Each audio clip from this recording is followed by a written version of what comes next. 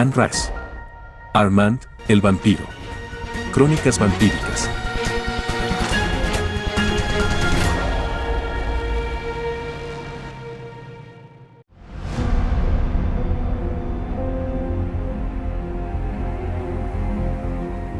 Segunda parte. El puente de los suspiros. Capítulo 16. Me niego a seguir comentando el pasado. No me gusta. Me tiene sin cuidado. ¿Cómo puedo relatarte algo que no me interesa? ¿Acaso te interesa a ti?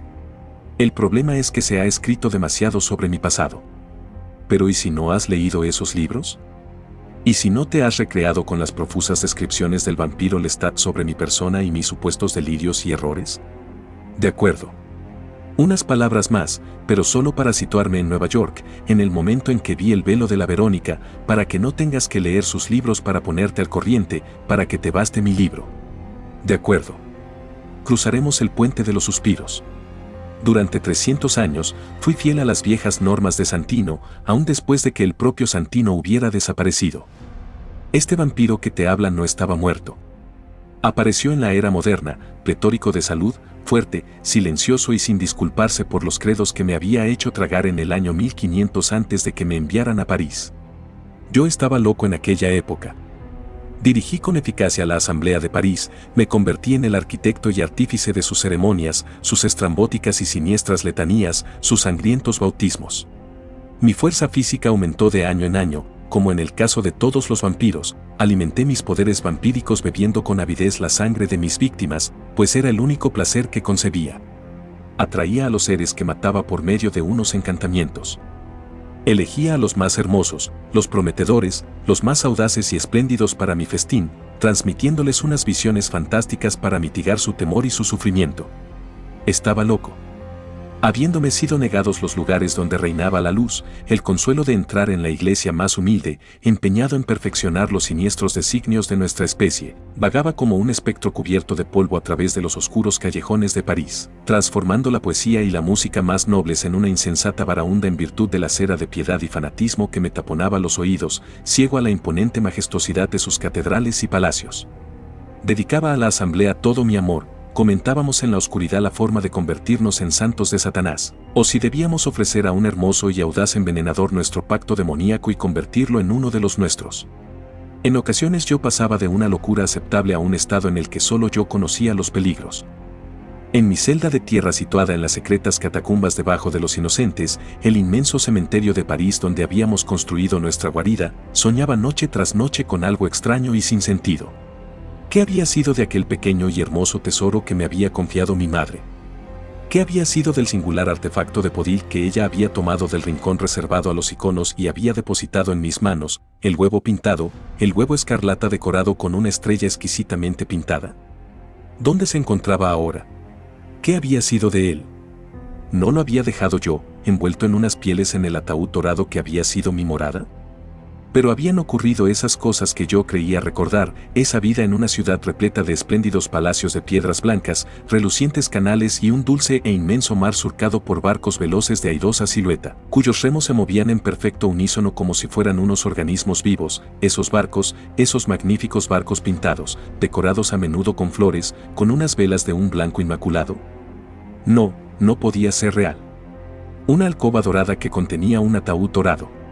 Y ese tesoro tan especial, ese objeto frágil y maravilloso, ese huevo pintado, ese huevo delicado y perfecto cuya cáscara pintada contenía en su interior una mezcla perfecta, húmeda y misteriosa de líquidos vivos. ¡Ah, qué pensamientos tan extraños! ¿Pero qué había sido de él? ¿Quién lo había encontrado? Sin duda, lo había encontrado alguien. En caso contrario, seguía allí, oculto debajo de los fundamentos de un palacio en una ciudad flotante, en un panteón impermeable construido en la empapada tierra debajo de las aguas de la laguna. No, imposible. No podía estar allí. No pienses en ello. No pienses en que unas manos profanas se hayan apoderado de él. ¿Sabes, miserable alma embustera? Jamás regresaste a ese lugar, a esa ciudad junto al río por cuyas calles fluye un agua gélida, donde tu padre, un mito que te has inventado, Bebió vino de tus manos y te perdonó el que te hubieras convertido en un negro y potente pájaro alado, un ave nocturna que vuela por encima de las cúpulas de la ciudad de Vladimir, como si alguien hubiera roto ese huevo prodigiosa y maravillosamente pintado que tu madre atesoraba y te regaló, partiendo la cáscara cruelmente con el pulgar, y del pútrido líquido que contenía, ese líquido pestilente, hubieras nacido tú, el ave nocturna que vuela sobre las humeantes chimeneas de Podil, sobre las cúpulas de la ciudad de Vladimir, más y más alto, deslizándose sobre los páramos, sobre el mundo, hacia este lúgubre bosque, este frondoso e infinito bosque del que jamás lograrás escapar, este lugar frío y desolado donde habita el lobo hambriento, la rata voraz, el gusano que se arrastra y la víctima que grita desesperada. Entonces aparecía Alessandra. Despierta, Armand. Has vuelto a tener esos sueños tan tristes, esos sueños que preceden a la locura. No puedes abandonarme, hijo mío, temo la muerte más de lo que temo esto, no deseo estar sola, no puedes dirigirte hacia el fuego, no puedes marcharte y dejarme aquí. No podía hacerlo. No tenía el valor para dar ese paso. No tenía esperanza de nada, aunque hacía siglos que no recibía órdenes de la Asamblea de Roma. Sin embargo, llegó el fin de mis largos siglos al servicio de Satanás. Apareció ataviado en terciopelo rojo, como la capa que tanto amaba mi antiguo maestro, Marius, un rey de ensueño. Apareció caminando con paso ágil y airoso a través de las iluminadas calles de París como si lo hubiera creado Dios. Era un joven vampiro, al igual que yo, hijo del 1700, según calculan los entendidos, un vampiro brillante, descarado, torpe, alegre y bribón disfrazado de la guisa de un joven, que había venido a apagar el fuego sagrado que aún ardía en la fisura de mi alma y esparcir las cenizas a los cuatro vientos. Era el vampiro Lestat. No fue culpa suya. De haber podido uno de nosotros acabar con él una noche, liquidarlo con su propia y elegante espada y prenderle fuego, habríamos pasado unos cuantos siglos más sumidos en nuestra penosa ignorancia. Sin embargo, nadie era capaz de acabar con él, ya que era demasiado fuerte. Creado por un poderoso y antiguo renegado, un legendario vampiro llamado Magnus, este Lestat, que había cumplido 20 años mortales, un aristócrata rural errante y sin un centavo procedente de las rústicas tierras de la Auvernia, que había renunciado a la tradición, a la respetabilidad y a toda esperanza de ocupar un puesto en la corte, cosa que no ambicionaba puesto que no sabía leer ni escribir y era demasiado descarado para servir a un rey o a una reina, convertido en una celebridad rubia de espectáculos de bulevar barato, amante de hombres y mujeres, un genio alegre, intrépido, con una ambición sin límites, este Lestat, este joven de ojos azules insolentemente pagado de sí mismo, se había quedado huérfano la misma noche de su creación a manos del antiguo monstruo que le había dado vida, quien le había legado una fortuna oculta en la habitación secreta de una destartalada torre medieval, tras lo cual se había arrojado en los reconfortantes brazos de las llamas. Este Lestat, que no sabía nada sobre antiguas asambleas y tradiciones, sobre delincuentes cubiertos de hollín que medraban bajo los cementerios y se creían con derecho a tildarle de hereje, un ser marginal, un bastardo de la sangre oscura, que se paseaba por París, solitario y atormentado debido a sus dotes sobrenaturales, pero refocilándose con sus nuevos poderes, que bailaba en las tullerías con las mujeres más elegantes de la ciudad, no solo gozaba asistiendo a las representaciones de ballet y teatro, no solo se paseaba por los lugares de luz, como los llamamos nosotros, sino que deambulaba con aire nostálgico por la misma catedral de Notre Dame de París, frente al altar mayor, sin que un rayo divino cayera sobre él y le abatiera. Lestat nos destruyó. Me destruyó a mí. Alessandra, que para entonces estaba tan loca como el resto de los viejos vampiros, sostuvo una divertida discusión con Lestat cuando yo le arresté y le conduje ante nuestro tribunal subterráneo para ser juzgado, tras lo cual ella también murió abrasada, dejándome ante un hecho obvio, que nuestras costumbres eran caducas, que nuestras supersticiones eran risibles, que nuestras togas negras eran ridículas, nuestra penitencia y sacrificios absurdos, nuestras creencias de que servíamos a Dios y al diablo egocéntricas, ingenuas y estúpidas, y nuestra organización tan obsoleta en el alegre y ateo mundo parisino de la edad de la razón como le habría parecido siglos atrás a mi amado Marius veneciano. Lestat era el niño bonito, risueño, el pirata que no respetaba nada ni a nadie, que al poco partió de Europa en busca de su propio territorio en la colonia de Nueva Orleans en el Nuevo Mundo. No me ofreció ninguna filosofía consoladora ese diácono de cara aniñada surgido de la más lóbrega prisión, ese joven desprovisto de toda creencia, creado para lucir los atuendos de moda de la época y pasearse por las avenidas principales de la ciudad como yo había hecho hacía 300 años en Venecia. Mis seguidores, esos pocos a quienes yo no podía dominar y enviar con amargura a las llamas, se desenvolvían con asombro y torpeza en su nueva libertad. Una libertad que utilizaban para sustraer el oro de los bolsillos de sus víctimas, para lucir sedas y pelucas blancas empolvadas y asistir al esplendor del escenario teatral. La lustrosa armonía de un centenar de violines, la destreza de unos actores que recitaban en verso. ¿Era este nuestro destino?, me preguntaba mientras paseábamos por las tardes a través de atestados bulevares, mansiones señoriales e imponentes salones de baile. Comíamos en salones con los muros tapizados de raso y reclinados sobre cojines de damasco en carruajes dorados. Adquiríamos magníficos ataúdes, adornados con exquisitos grabados y forrados de terciopelo, y por las noches nos recogíamos en sótanos revestidos de nogal y ornamentos dorados. ¿Qué iba a hacer de nosotros? Estábamos diseminados, mis pupilos me temían y yo sabía que más tarde o más temprano las vanidades y el torbellino de la ciudad de la luz francesa los conduciría a cometer algún acto temerario o fatalmente destructivo. Fue Lestat quien me proporcionó la solución, el lugar donde mi enloquecido corazón podía recobrar su ritmo normal, donde yo podía reunir a mis seguidores para que recuperáramos en cierta medida la cordura. Antes de dejarme abandonado en el erial de mis viejas costumbres, Lestat me legó el teatro de boulevard en el que antiguamente él había sido el joven galán de la comedia del arte. Todos los actores humanos habían desaparecido. No quedaba nada sino el elegante y acogedor local, con sus alegres decorados y arco de proscenio dorado, su telón de terciopelo y sus bancos vacíos que esperaban volver a llenarse de un público enfervorizado. En él hallamos un refugio seguro donde ocultarnos tras la máscara de pintura y glamour que disimulaba a la perfección nuestra tez blanca y reluciente y nuestra fantástica gracia y destreza. Nos convertimos en actores, en una compañía teatral formada por inmortales ligados con el propósito de representar unas alegres y decadentes pantomimas ante unos espectadores mortales que jamás sospecharon que esos actores de tez blanca fueran más monstruosos que cualquier monstruo que presentáramos en nuestras pequeñas farsas o tragedias. Así nació el Théâtre des Vampires. Yo, una cáscara hueca e inútil, vestido como un humano con menos derecho a reivindicar ese título que nunca en todos mis años de fracaso, me convertí en su mentor.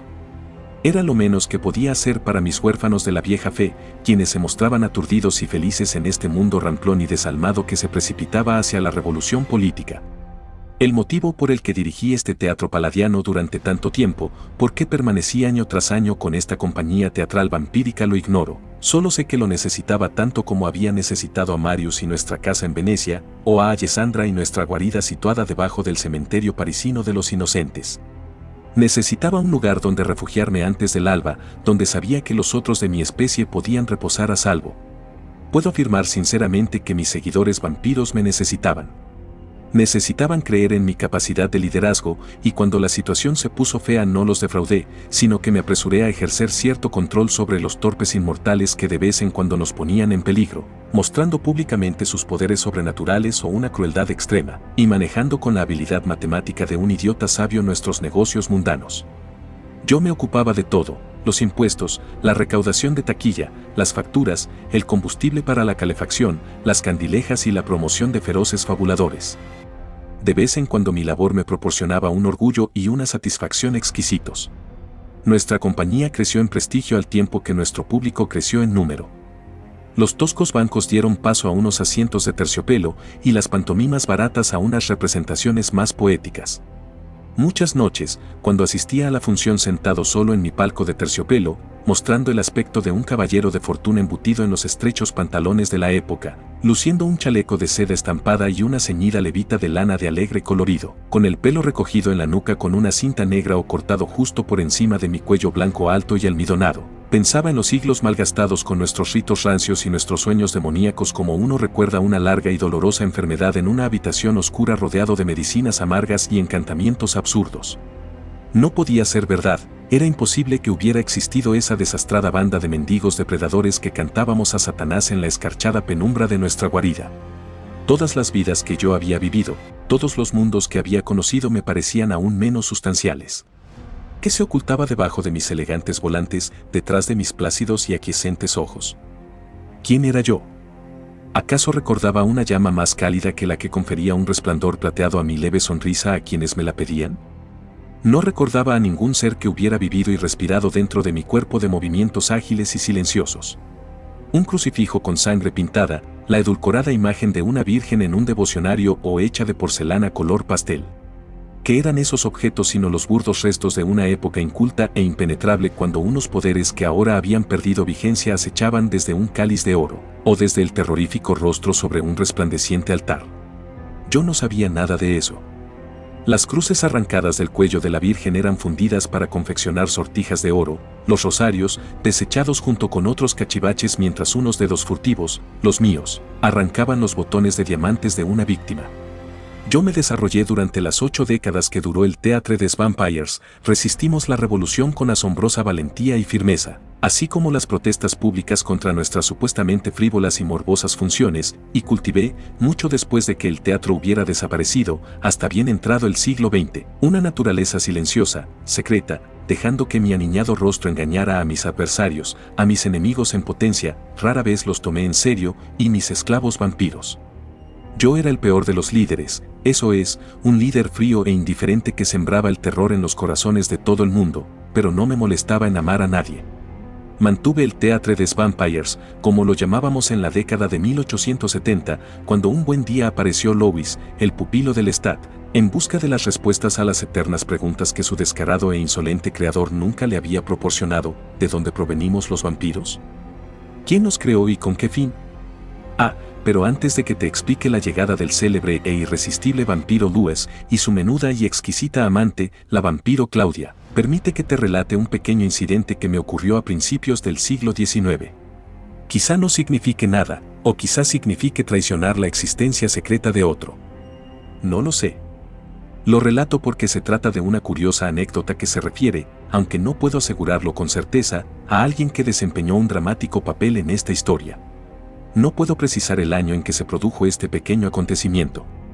Solo puedo decir que París se había rendido ante la maravillosa y romántica música para piano de Chopin, que las novelas de George Sand causaban sensación y que las mujeres habían abandonado los ceñidos y lascivos vestidos de la época imperial para lucir los voluminosos trajes de tafetán que realzaban su cintura de avispa que vemos, con frecuencia en los viejos y relucientes daguerrotipos. El teatro gozaba de un auge, para emplear la jerga moderna, y yo, su director, cansado de asistir a sus representaciones, paseaba una noche a solas por el bosque en las inmediaciones de París, no lejos de una finca campestre llena de voces alegres y candelabros encendidos. Fue allí donde me encontré con otro vampiro. La reconocí de inmediato por su silencio, por su ausencia de aroma y la gracia casi divina con la que caminaba a través del bosque, recogiendo con sus manos menudas y pálidas la vaporosa capa y la voluminosa falda mientras se dirigía como atraída por un imán hacia las ventanas brillantemente iluminadas.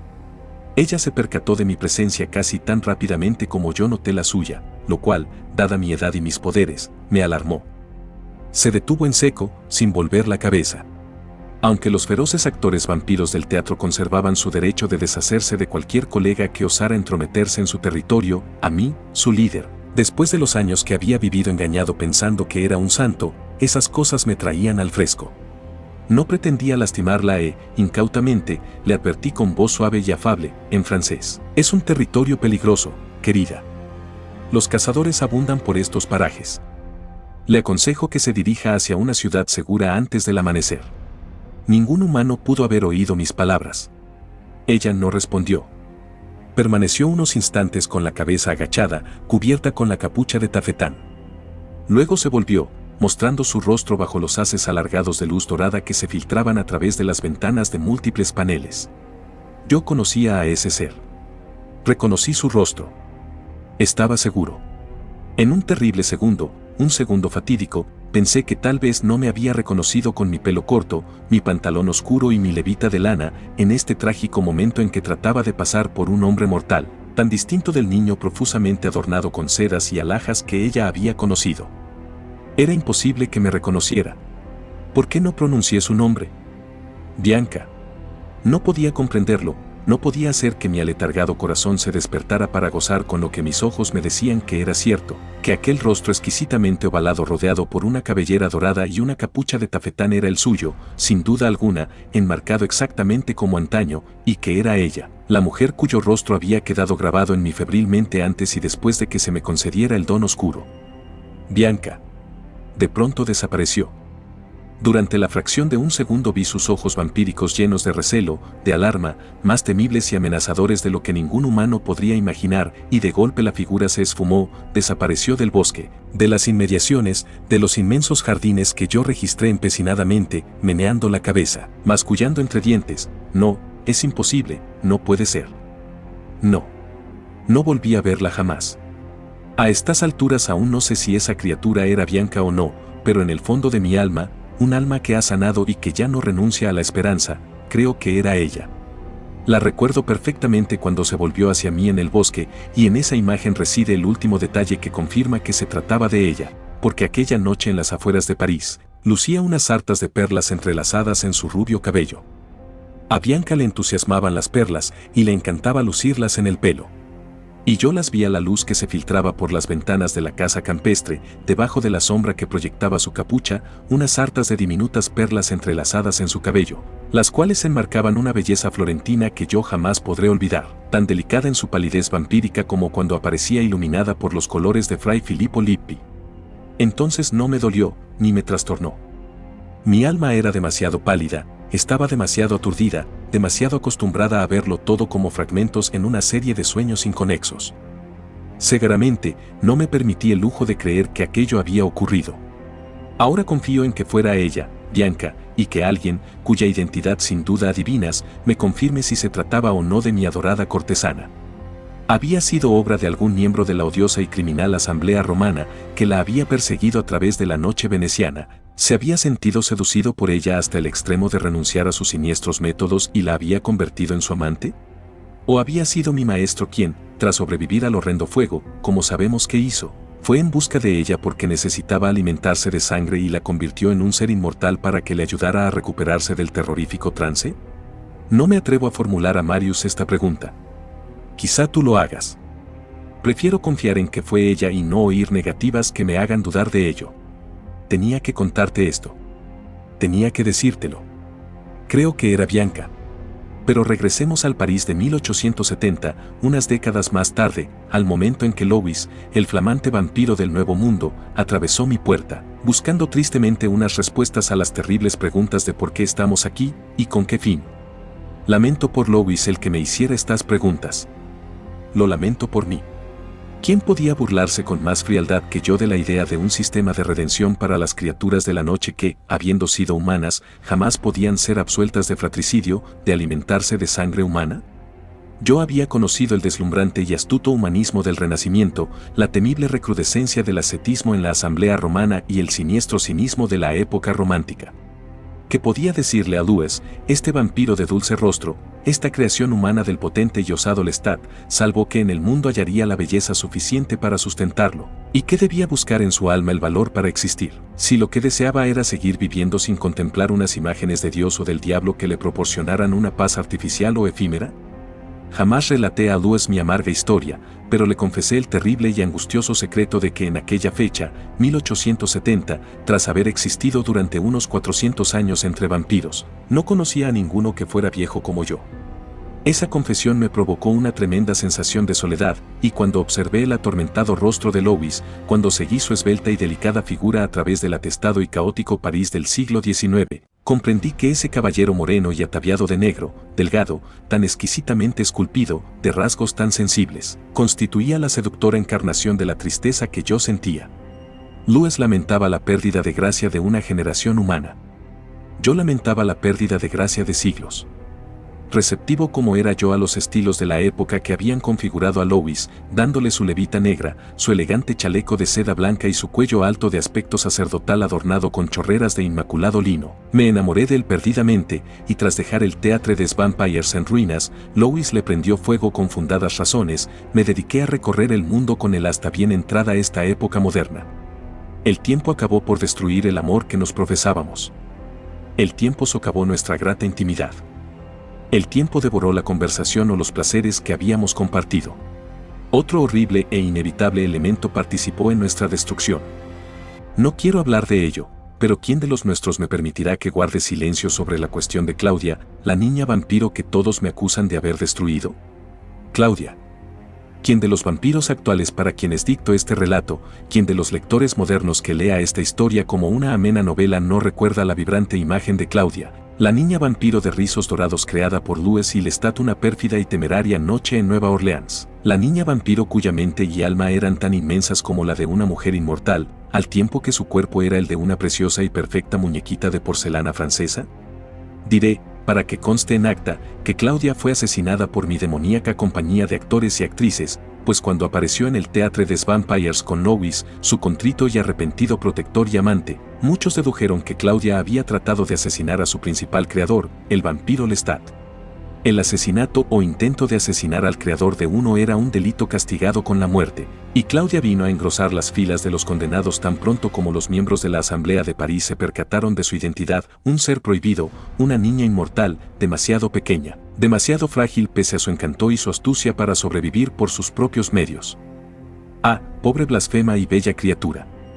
Su suave voz monótona, que brotaba de unos labios diminutos que invitaban a ser besados, me atormentarán eternamente. No ordené su ejecución. Claudia padeció una muerte más atroz de lo que nadie pueda imaginar, cuyos pormenores no tengo fuerzas para relatar. Tan solo diré que antes de ser encerrada en una cámara de ventilación revestida de ladrillos para aguardar la sentencia del dios Febo, traté de concederle su mayor deseo, tener un cuerpo de mujer, una forma acorde con la trágica dimensión de su alma. Pues bien, en mi torpe alquimia, en mi afán de cortar las cabezas a unos cuerpos y trasplantarlas a otros, fracasé estrepitosamente. Una noche en que me haya embriagado con la sangre de numerosas víctimas y esté más dispuesto a confesarme que ahora, relataré mis burdas y siniestras operaciones, ejecutadas con el empeño de un mago y la torpeza de un joven imberbe, y describiré en todos sus atroces y grotescos detalles la catástrofe de cuerpos gimiendo y retorciéndose que provoqué con mi bisturí y mi aguja e hilo quirúrgicos. Digamos que Claudia volvió a ser la misma, cubierta de monstruosas cicatrices, una burda imitación de la niña angelical que había sido antes de mis intentos, cuando una brutal mañana fue encerrada en la cámara mortal para perecer con la mente lúcida. El fuego divino destruyó la espantosa evidencia de mis operaciones satánicas, convirtiéndola en un monumento en cenizas. No quedó prueba alguna de sus últimas horas dentro de la cámara de tortura que constituía mi improvisado laboratorio. Nadie habría averiguado jamás lo que relato aquí. Durante muchos años su recuerdo me atormentó. No lograba borrar de mi mente la atroz imagen de su infantil cabeza coronada de rizos dorados fijada con unos toscos puntos negros al cuerpo que no cesaba de retorcerse y moverse espasmódicamente de una vampiro hembra cuya cabeza decapitada yo había arrojado al fuego. Ah, qué desastre fue aquel experimento. Un monstruo femenino con cabeza de niña, incapaz de hablar, bailando en frenéticos círculos, la sangre brotando a borbotones de su boca contraída en una mueca, los ojos en blanco, los brazos agitándose como los huesos rotos de unas alas invisibles. Era un hecho que me juré no revelar jamás a Louis de Pointe-du-Lac y a quienquiera que me interrogara. Prefería que creyeran que yo había condenado a Claudia sin ofrecerle la oportunidad de escapar ni de los vampiros del teatro ni del trágico dilema de su diminuta y seductora forma angelical de pechos incipientes y piel como la seda. Claudia no estaba en condiciones de salvarse después del fracaso de la carnicería que yo había perpetrado con ella, era una prisionera sometida a la crueldad del potro de tormento, una rea que solo es capaz de sonreír con expresión entre amarga y soñadora mientras es conducida, rota y desesperada, a la pira funeraria. Era como una paciente terminal, en el cubículo de muerte que apesta a antiséptico de un hospital moderno, liberada de las manos de unos médicos jóvenes y excesivamente diligentes, dispuesta a entregar su alma sobre una almohada blanca. Basta. No quiero recordarlo. Me niego rotundamente. Nunca la amé. No sabía cómo. Llevé a cabo mis planes con sobrecogedora frialdad y un pragmatismo diabólico. Puesto que había sido condenada a muerte y por tanto no era nada ni nadie, Claudia constituía el espécimen perfecto para mis caprichos. Eso fue lo más horroroso, lo que eclipsó toda fe que yo hubiera podido reivindicar posteriormente en aras del noble valor de mis experimentos. Así pues, el secreto permaneció encerrado en mí, Armand, que había asistido a siglos de refinadas e inenarrables atrocidades, un episodio no apto para los delicados oídos de un novice desesperado, que jamás habría soportado las descripciones del tormento y la degradación de Claudia, y que en su alma jamás logró sobrevivir a su cruel muerte. En cuanto a los otros, mis estúpidos y cínicos pupilos, que escuchaban lascivamente a través de mi puerta los gritos de mis víctimas, que quizás adivinaran el alcance de mi fallida magia, perecieron a manos de Louis. Todo el teatro pagó su desesperación y su rabia, ¿acaso justamente? No soy quien para juzgar su comportamiento. Yo no amaba a esos decadentes y cínicos comediantes franceses. Los seres a quienes había amado, y los que podía amar, estaban, salvo Louis de Pointe du Lac, fuera de mi alcance. Mi única obsesión era conseguir a Louis. Así pues, no me interpuse cuando éste prendió fuego a la asamblea y al infame teatro, atacando con llamas y guadaña al amanecer, arriesgando su propia vida. ¿Por qué se vino conmigo después de estos trágicos episodios?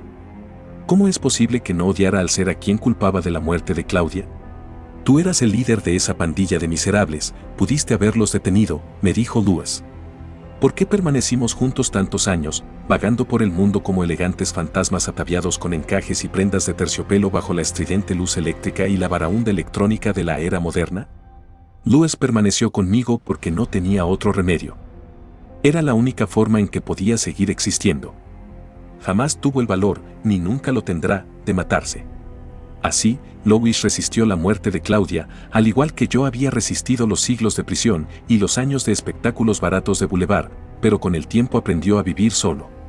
Louis, mi compañero, se consumió voluntariamente, se secó como una hermosa rosa que se deshidrata en arena para que conserve sus propiedades, su perfume e incluso su tonalidad. Pese a toda la sangre que bebía, se convirtió en un ser seco, cínico, un extraño para sí mismo y para mí.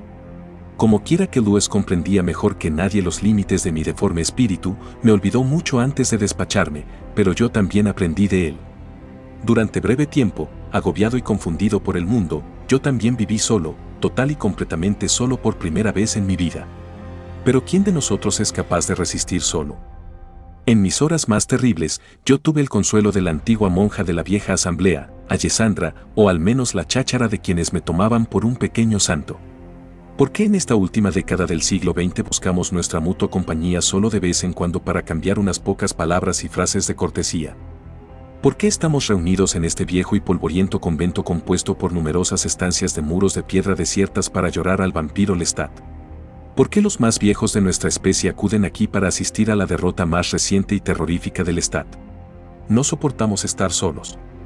No lo resistimos, como tampoco lo resistían los antiguos monjes, unos hombres que habían renunciado a todo en nombre de Jesucristo, pero que vivían en congregaciones para no estar solos, pese a imponerse las duras normas de unas celdas solitarias y un silencio ininterrumpido. No soportaban vivir solos. Somos demasiados hombres y mujeres, estamos formados a imagen y semejanza del Creador, y que podemos decir sobre él con certeza excepto que él, quien quiera que sea, Cristo, Yahvé, Alá, nos creó porque ni siquiera él, en su infinita perfección, soportaba el estar solo. Con el tiempo concebí otro amor natural hacia un joven mortal llamado Daniel, a quien Louis había relatado su historia, publicada bajo el absurdo título de Entrevista con el vampiro, a quien posteriormente convertí en vampiro por los mismos motivos que Marius me convirtió a mí en un vampiro hace tiempo, el joven, que había sido mi fiel compañero mortal, y solo de vez en cuando un intolerable pelmazo, estaba a punto de morir. La creación de Daniel no constituye en sí misma ningún misterio. La soledad siempre nos lleva a hacer estas cosas. Sin embargo, yo estaba convencido de que los seres que nosotros creamos siempre nos detestan por ello. Con todo, no puedo decir que yo detestara a Marius, ni por haberme creado ni por no haber regresado junto a mí para asegurarme de que había sobrevivido al terrible fuego creado por la Asamblea Romana. Yo había preferido permanecer junto a Louis que crear a otros vampiros. Al poco de haber creado a Daniel, no tardaron en confirmarse mis peores sospechas. Daniel, aunque vivaracho y dinámico, aunque educado y amable, no soporta mi compañía como yo tampoco soporto la suya.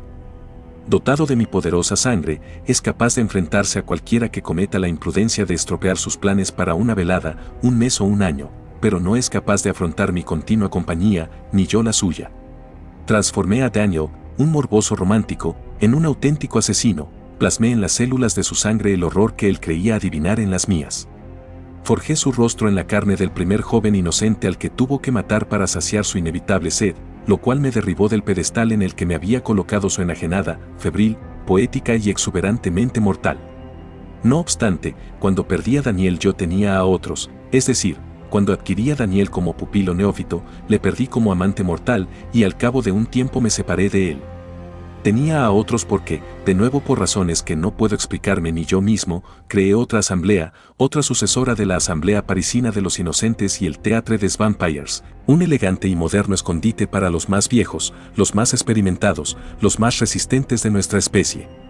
Se trataba de un laberinto de lujosas estancias ocultas en el tipo de edificio más indicado para pasar inadvertido, un moderno hotel turístico y centro comercial situado en una isla frente a las costas de Miami, Florida, una isla donde las luces jamás se apagaban y la música nunca cesaba de sonar, una isla donde los hombres y las mujeres acudían a millares en yates desde tierra firme para explorar sus costosas boutiques o hacer el amor en las opulentas, decadentes, espléndidas y elegantes suites y habitaciones del hotel.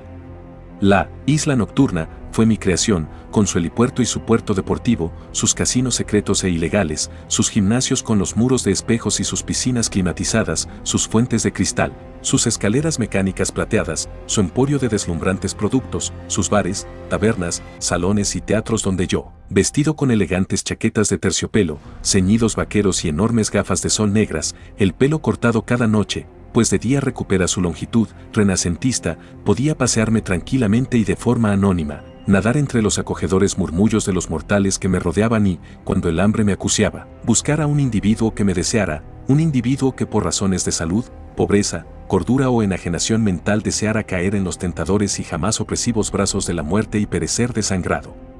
Confieso que no pasé hambre. Arrojaba a mis víctimas en las aguas cálidas y límpidas del Caribe. Mi puerta estaba abierta a cualquier vampiro dispuesto a limpiarse las botas antes de entrar. Era como si hubieran vuelto los viejos tiempos de Venecia, cuando el palacio de Bianca estaba abierto a todas las damas y todos los caballeros, a todos los artistas, poetas, soñadores y conspiradores que se atrevieran a presentarse. Sin embargo, esos tiempos no habían vuelto. No requirió los esfuerzos de una pandilla de vagabundos vestidos con togas negras para dispersar la asamblea de la Isla Nocturna. Los que se refugiaron allí durante breve tiempo acabaron marchándose por su propio pie. A los vampiros no les gusta la compañía de otros vampiros. Anhelan el amor de otros inmortales, sí, siempre, lo necesitan, como necesitan los profundos lazos de lealtad que se establecen inevitablemente entre quienes se niegan a convertirse en enemigos. Pero no desean la compañía. Mis espléndidos salones con muros de cristal en la Isla Nocturna no tardaron en vaciarse, y yo mismo comencé a ausentarme durante semanas e incluso meses. Aún sigue allí la Isla Nocturna. Sigue allí, y de vez en cuando regreso a ella y me encuentro algún inmortal solitario que se ha alojado en el hotel para comprobar cómo nos va al resto de nosotros, o acompañado por otro vampiro que ha venido a visitar la isla. Vendí la gigantesca empresa por una fortuna mortal, pero sigo siendo dueño de una villa de 4 pisos, un club privado que se llama El Villaggio, con sus secretas y profundas criptas en las que son bienvenidos todos los de nuestra especie. No hay muchos, pero permite que te explique quiénes son. Déjame que te explique quién ha sobrevivido a los siglos, quién ha resurgido después de centenares de años de misteriosa ausencia, quién ha comparecido para formar parte del censo no escrito de los muertos vivientes modernos. En primer lugar está Lestat, el autor de 4 libros sobre su vida y obra que contienen todo cuanto podrías desear saber sobre él y algunos de nosotros. Lestat, el eterno rebelde y bromista. 1,82 metros de estatura, un joven de 20 años cuando fue creado, con grandes ojos cálidos y azules y una espectacular cabellera espesa y rubia, la mandíbula cuadrada, con una boca carnosa y exquisitamente perfilada y una piel oscurecida por una temporada en el sol que habría matado a un vampiro menos resistente, mujeriego, una fantasía salida de la pluma de Oscar Wilde, espejo de la moda, en ocasiones el vagabundo más osado, irrespetuoso y tronado, un lobo solitario, un rompecorazones, astuto, apodado Príncipe Impertinente, por mi antiguo maestro, imagínate, mi Marius, sí, mi Marius, que había logrado sobrevivir a las antorchas de la Asamblea Romana, apodado Príncipe Impertinente, por Marius, aunque me gustaría saber en qué corte, por qué derecho divino y qué sangre real.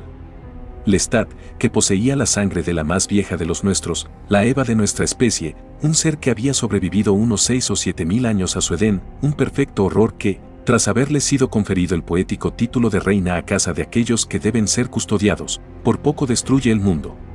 Lestat, un buen amigo, por quien habría sacrificado mi vida inmortal, cuyo amor y compañía imploré en multitud de ocasiones, vanidoso, fascinante, un insoportable pelmazo sin el cual no puedo existir. Así es Lestat. Louis de Pointe du Lac, a quien ya he descrito más arriba pero que siempre me divierte imaginar, delgado, algo menos alto que Lestat, su creador, con el pelo negro, el rostro enjuto y la tez blanquísima, con unos dedos asombrosamente largos y delicados y unos pies que no emiten el menor sonido. Lois, cuyos ojos verdes expresan una profunda melancolía, la viva imagen de la resignación y la tristeza, de voz suave, muy humano, débil, que ha vivido solo 200 años, incapaz de adivinar el pensamiento de los demás ni hechizar a otros salvo involuntariamente, lo cual puede resultar de lo más cómico, un inmortal del que se enamoran los mortales. Lois, un asesino indiscriminado porque no sabe satisfacer su sed sin matar, aunque es demasiado débil para arriesgarse a que la víctima muera en sus brazos, y porque no tiene ni orgullo ni vanidad que le obligue a establecer una jerarquía de víctimas seleccionadas, y por tanto mata a quien se cruza en su camino, al margen de la edad, los atributos físicos o las cualidades concedidas por la naturaleza o la providencia. Lois, un vampiro feroz y romántico, el tipo de criatura nocturna que acecha en las sombras de la ópera para escuchar a la reina de la noche de Mozart interpretar su conmovedora e irresistible aria. Lois, que jamás ha desaparecido, a quien conocen los otros, fácil de localizar y de abandonar. Lois, que se niega a crear a otros inmortales después de sus trágicas chapuzas con niños vampíricos. Lois, que ha renunciado a su búsqueda de Dios, del diablo, de la verdad e incluso del amor. El dulce y polvoriento Lois, que lee a Kafka a la luz de una vela. Lois, empapado bajo la lluvia, en una elegante y desierta calle del centro urbano, contemplando en el escaparate de una tienda al joven y brillante actor Leonardo DiCaprio en el papel de Romeo besando a su tierna y bella Julieta, Claire Danes, en la pantalla de un televisor. Gabriel. De vez en cuando aparece por ahí. Apareció en La Isla Nocturna. Todos la odian. Es la madre de Lestat, a quien abandona durante siglos sin hacer caso de sus periódicos y frenéticos gritos de socorro, y aunque no puede captarlos porque es menos potente que él, podría enterarse de ellos a través de otras mentes vampíricas que se apresuran a difundir la noticia por todo el mundo cada vez que Lestat se encuentra en apuros. Gabriel, idéntica a Lestat, salvo que es una mujer de los pies a la cabeza, es decir, que posee unos rasgos más acusados, la cintura delgada, los pechos grandes, la mirada dulce, ladina e hipócrita, que cuando luce un traje de noche negro y el pelo suelto quita el hipo, aunque por lo general presenta un aspecto polvoriento y asexuado vestida de cuero o con un sastre color caqui ceñido con un cinturón, un ser que pisa firme, una vampiro tan astuta y fría que ha olvidado lo que significa ser humano o experimentar dolor. Deduzco que lo olvidó de la noche a la mañana, suponiendo que alguna vez lo supiera. De mortal era uno de esos seres que siempre se asombran ante las emociones de los demás. Gabriel, de voz suave, cruel por naturaleza, glacial, imponente, egoísta, aficionada a deambular por los bosques nevados del norte, capaz de matar a gigantescos osos polares y tigres blancos, una vieja leyenda para ciertas tribus primitivas, más semejante a un reptil prehistórico que a un ser humano. Bellísima, por supuesto, rubia y peinada con una trenza que le cae por la espalda, de porte casi majestuoso cuando luce una chaqueta estilo safari de cuero color chocolate y un pequeño sombrero impermeable, una asesina ágil, taimada e implacable, de aire reservado, que jamás suelta prenda. Gabriel, inútil para todo salvo para sí misma. Supongo que alguna noche le dirá algo a alguien. Pandora, hija de 2 milenios, consorte de mi amado Marius 1000 años antes de que yo naciera. Una diosa hecha de mármol sangrante, una poderosa belleza surgida del alma más profunda y antigua de la Italia romana, orgullosa, con el temple moral de la vieja clase senatorial del mayor imperio que jamás ha existido en Occidente. No la conozco. Su rostro ovalado resplandece bajo un manto de cabello castaño y ondulado.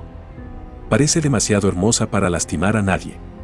Se expresa con voz delicada, posee unos ojos inocentes, implorantes, su rostro perfecto se muestra de improviso vulnerable, cálido, comprensivo, un misterio. No comprendo cómo Marius pudo abandonarla. Cuando luce una minifalda de seda y una esclava en el brazo desnudo, hace que los hombres mortales enloquezcan y que todas las mujeres la envidien. En otras ocasiones, vestida con un traje más largo y discreto, se mueve como un espectro a través de las habitaciones que la rodean como si éstas no fueran reales, y ella, el espíritu de una bailarina, buscará un decorado perfecto que solo ella es capaz de hallar. Sus poderes rivalizan con los de Marius. Ha bebido en la fuente del Edén, es decir, la sangre de la reina Akasa. Es capaz de convertir ciertos objetos secos y quebradizos en fuego con el poder de su mente, de levitar y desvanecerse en el cielo oscuro, de asesinar a cualquier vampiro joven que represente una amenaza para ella. Sin embargo, tiene un aspecto inofensivo, decididamente femenino aunque no sexual, una mujer pálida y melancólica que me inspira el deseo de estrecharla entre mis brazos. Santino, el viejo santo de Roma. Ha salido de todas las catástrofes de la era moderna con su belleza intacta, sigue siendo un ser fuerte y musculoso, de piel aceitunada aunque en el presente algo más pálida debido a la acción de la sangre mágica, con una espesa mata de pelo negro y rizado que recorta cada noche para proteger su anonimato. Un vampiro nada vanidoso, siempre impecablemente vestido de negro. No pronuncia una palabra. Me mira en silencio como si jamás hubiéramos charlado de teología y de misticismo, como si jamás hubiera destruido mi felicidad, quemando mi juventud y reduciéndola a un montón de cenizas, como si no fuera culpable de que mi creador pasara un siglo convaleciente, como si no me hubiera arrebatado todo consuelo. Quizá nos considera a ambos víctimas de una poderosa moralidad intelectual, de la pasión por el concepto de propósito, dos seres perdidos, veteranos de la misma guerra. En ocasiones adopta una expresión astuta y rencorosa. Sabe mucho. No subestima los poderes de los viejos, quienes, tras renunciar a la invisibilidad social de siglos pasados, se pasean ahora entre nosotros con toda tranquilidad. Sus ojos negros me miran sin pestañear, con una expresión pasiva.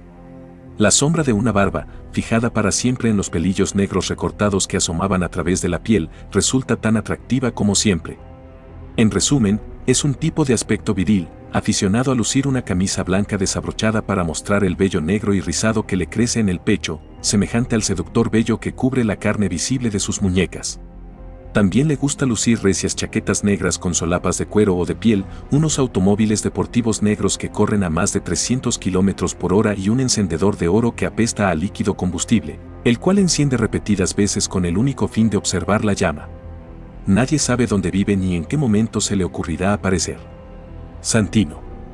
Eso es cuanto sé de él. Ambos nos mantenemos a una caballerosa distancia. Sospecho que ha sufrido lo suyo, no tengo el menor interés en romper su reluciente y elegante caparazón para descubrir las atroces tragedias que oculta. Siempre hay tiempo para conocer a Santino más a fondo. Ahora permite que describa a los lectores más virginales a mi maestro, Marius, tal como aparece ahora. En la actualidad, nos separan tanto tiempo y tantas experiencias que el abismo se ha convertido en un glaciar, nos observamos a través de la resplandeciente blancura de ese erial infranqueable, capaces solo de hablar con voz queda y educada, sin perder nunca los modales, la joven criatura que aparento ser, con un rostro demasiado dulce para ser auténtico, y él, el hombre mundano y sofisticado, el erudito del momento, el filósofo del siglo, el moralista del milenio, el historiador para la eternidad. Camina erguido como de costumbre, majestuoso dentro de su estilo del siglo XX, vestido con unas chaquetas de terciopelo que recuerdan la magnífica indumentaria que lucía antaño. De vez en cuando se corta la melena larga y rubia que lucía ufano en Venecia. Es inteligente y agudo, amante de las soluciones razonables, poseedor de una paciencia infinita y una insaciable curiosidad, se niega a doblegarse ante la suerte que le aguarda a él, a nosotros, a su mundo. Nada es capaz de derrotarlo. Forjado por el fuego y el tiempo, es demasiado fuerte para sucumbir a los horrores de la tecnología y los encantamientos de la ciencia. Ni los microscopios ni los ordenadores son capaces de minar su fe en lo infinito, aunque los solemnes seres a quienes antaño debía custodiar, quienes encerraban la promesa de un significado redentor, hace tiempo que han caído de sus arcaicos tronos. Yo le temo y no sé por qué.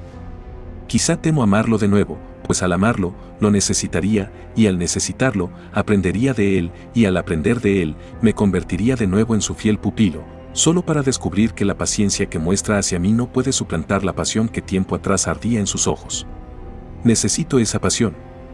La necesito, sí. Pero no quiero seguir hablando de él. Logró sobrevivir durante 2000 años, entrando y saliendo de todo tipo de peripecias humanas sin rubor, elevando el arte de ser humano a unos extremos exquisitos, mostrando una gracia infinita y la dignidad de la era augusta de una Roma presuntamente invencible, en la cual había nacido. Hay otros que en estos momentos no se hallan aquí conmigo, aunque han estado en la isla nocturna, y volveré a verlos. Están las viejas gemelas, Mecare y Maaret, guardianas de la fuente de sangre primitiva de la que brota nuestra vida, las raíces de la vid, por así decir, de las que florecemos de forma tan vistosa como pertinaz. Son nuestras reinas de los condenados. También está Jessie Reeves, una vampiro neófita del siglo XX creada por Maharet, el monstruo más antiguo y por tanto deslumbrante a quien no conozco, pero que admiro profundamente. Pese a haber aportado al mundo de los inmortales unos conocimientos valiosísimos en materia de historia, fenómenos paranormales, filosofía y lenguas, es una desconocida.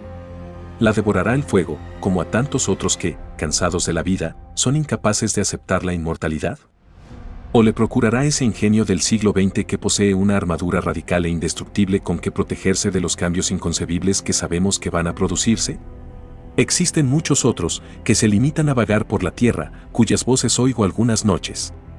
Además, hay unos seres remotos que no conocen nuestras tradiciones y que, haciendo gala de su hostilidad hacia nuestros escritos y desprecio hacia nuestra historia, nos llaman la Asamblea de los Eruditos, unos seres extraños, no registrados, de distintas edades, potencia y talante, que al ver en las estanterías de una librería un ejemplar del vampiro Lestat lo rompen y trituran hasta convertirlo en polvo con sus poderosas y odiosas manos. Prestan su sabiduría o su ingenio a la crónica de nuestro devenir en un futuro impredecible. ¿Quién sabe? De momento, deseo describir a otro protagonista antes de proseguir con mi relato. Se trata de ti, David Talbot, a quien apenas conozco, que escribes con furiosa rapidez todas las palabras que brotan lenta y torpemente de mis labios mientras te observo, fascinado por el simple hecho de que estos sentimientos que he dejado que ardan tanto tiempo en mi interior los plasmes tú ahora en una página que parece eterna. ¿Qué eres tú, David Talbot? Un ser de más de 7 décadas de edad en cuanto a educación mortal, un erudito, un alma profunda y cariñosa. ¿Quién puede adivinarlo? Lo que fuiste en vida, sabio en años, reforzado por repetidas calamidades y las 4 estaciones completas de la vida de un hombre en la tierra, fue transportado junto con todos tus recuerdos y conocimientos, intactos, al espléndido cuerpo de un joven. Un día ese cuerpo, un precioso cáliz para el santo grial de tu propio ser, que conocía tan bien el valor de ambos elementos, fue asaltado por su mejor amigo, el amable monstruo, el vampiro que te eligió como compañero de viaje en la eternidad al margen de tus deseos, nuestro estimado Lestat. No imagino semejante violación. Estoy demasiado lejos de toda humanidad, puesto que jamás fui un hombre completo. En tu rostro observo el vigor y la belleza de anglo-indio de piel dorada cuyo cuerpo posees, y en tus ojos, la serena y peligrosamente templada alma del anciano. Tienes el pelo negro y suave, cortado por debajo de las orejas. Vistes con una vanidad sometida al austero estilo británico. Me miras como si tu curiosidad fuera capaz de pillarme desprevenido, cuando no es cierto. Si me hieres, te destruiré. No me importa lo fuerte que seas, ni la sangre que te haya proporcionado Lestat. Sé más que tú. Aunque te muestre mi dolor, no lo hago necesariamente porque te amo. Lo hago por mí y por otros, por la idea de otros, por cualquiera que desee leer esta historia, y para mis mortales, los 2 pupilos que recogí hace poco, esos 2 preciosos seres que marcan mi capacidad para continuar adelante. Sinfonía para Cybele. Ese podría ser el título de esta confesión. Y al hacer cuanto puedo por Cybele, lo hago también por ti. ¿No te he contado suficiente sobre mi pasado? ¿No es suficiente prólogo al momento en Nueva York cuando vi el rostro de Cristo grabado en el velo? Ahí comienza el último capítulo de mi vida reciente. No hay más que contar. Ya tienes el resto, y lo que procede ahora es el breve pero tremendo relato de lo que me ha traído hasta aquí. Sé mi amigo, David. No pretendía decirte esas cosas tan terribles. Lo lamento en el alma. Necesito que me digas que puedo continuar. Ayúdame con tu experiencia. ¿No te basta? ¿Me permites proseguir? Deseo oír la música de Cybele. Deseo hablar sobre mis amados salvadores. No puedo calibrar las dimensiones de esta historia. Solo sé que estoy dispuesto. He alcanzado el otro extremo del puente de los suspiros. Es una decisión que yo mismo debo tomar, lo sé, y tú esperas para escribir lo que yo te dicte. Bien, pasemos al episodio del velo. Permite que me traslade al rostro de Cristo, como si subiera una cuesta en el remoto invierno nevado de Podil, a los pies de las desvencijadas torres de la ciudad de Vladimir, para recoger en el monasterio de las cuevas la pintura y la madera sobre la que cobrará vida ante mis ojos, su faz, Jesucristo, el Redentor, la efigie de nuestro Señor.